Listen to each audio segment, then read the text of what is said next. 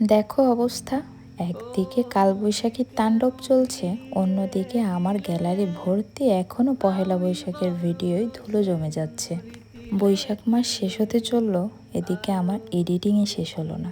আর তাতেই বাকি আমার ভিডিও না হয় 15-20 দিন পরেই আসলো।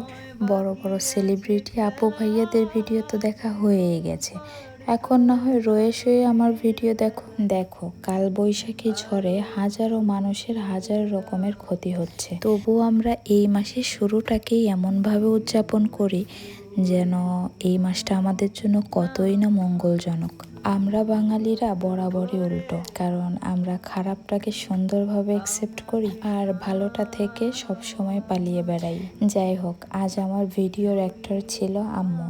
আম্মুকে বসিয়ে দিলাম, কারণ এত সুন্দর করে এই গরম গরম পান্তা ভাতের মধ্যে এই যে মরিচ চটকে ডলে নেওয়া যে ব্যাপারটা, এটা আমি পারতাম না বাবা। আর গরম ভাতের মধ্যে পানি ঢেলে খাওয়াটাকেই তো গরম গরম পান্তা ভাত বলে, বুঝলে না? তো বিকালবেলা দুই ঢঙির সাথে আসছিলাম বাসার পাশেই, কিছুক্ষণ এখানে বসেছিলাম। আর সব মেয়েরা যে শাড়ি চড়ি পরে আসছিল, দেখতে খুবই ভালো লাগছিল। তারপর ওখান থেকে আবার একটু দূরে গেলাম বাহিরে চা খেতে। একে তো জ্যোৎস্না রাত, তারপর আবার সব ভাই বোনরা একসাথে, আপুর বান্ধবীরাও ছিল, জমিয়ে আড্ডা দিলাম, চপ খেলাম, চা খেলাম, খুবই মজা করলাম সবাই। তো বৈশাখের শুরুতেই আমাদের এখানে বাসার পাশে একটা মেলা বসে, একটা না কয়েকটা জায়গায় কয়েকটা মেলা হয়। তো খুব কাছে যে মেলাটা, আমরা সবাই ওই মেলাটায় গিয়েছিলাম। যাওয়ার পরে এই যে মাটির খেলনা বাটি, ছোট ছোট পুতুল, সব কিছু দেখে সেই ছোটবেলায় ফিরে গিয়েছিলাম কিছুক্ষণের জন্য। কারণ আমার খুব ফ্যাসিনেশন ছিল এই মাটির খেলনাগুলায়, আমি খুব খেলনা বাটি খেলতে পছন্দ করতাম। ছোট ছোট হাঁড়ি পাতিল আমার স্টকে সব সময় থাকতো।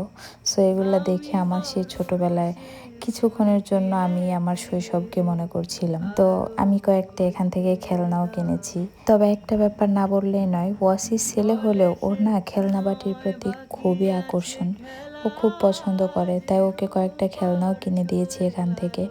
আর এই যে যে পাঁপড়টা, এটার কথা না বললেই নয়, এই যতই তেল মানে কালো পোড়া তেলে ভাজা হোক না কেন, আমার কিন্তু এটা খুবই ভাল লাগে। যত পোড়া তেলেই ভাজুক, আমি কিন্তু এটা কিনে খাবই, যে মেলাতেই দেখি না কেন। তো যাই হোক, এই ছিল আমাদের আজকের মেলা ঘোরাঘুরির ভিডিও।